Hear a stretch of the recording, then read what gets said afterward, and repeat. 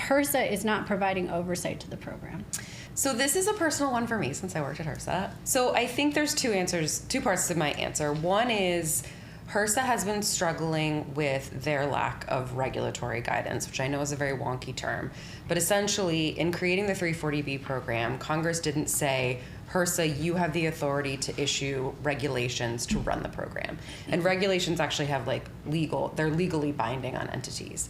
So they only have that authority in a couple areas, which means most of the program is run through guidance, which is not legally binding.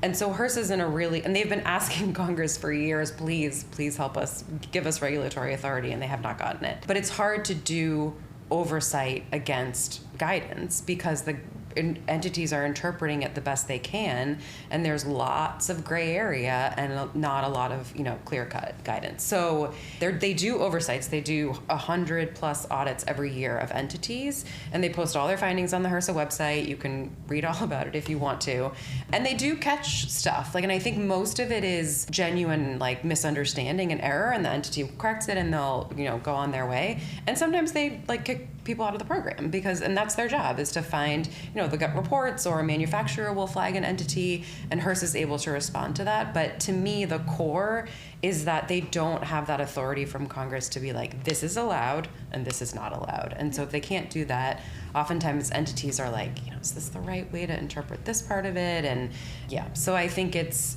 not HRSA saying, go do whatever you want, entities. It's them really trying to do the best they can with the limited resources that they have. Yeah, and I think the intent or the desire to do more. Yeah. But also, that is very dependent on congressional action. Yeah. So. And I will also mention health centers have oversight from the other part of HRSA, from the health center program. And so oftentimes if the health center program's on site and they raise an issue with 340B, they can refer their call. There's lots of ways that health centers can get support and technical assistance before an issue happens, which is why I think we see fairly low rates of noncompliance. So yeah, it's an advantage.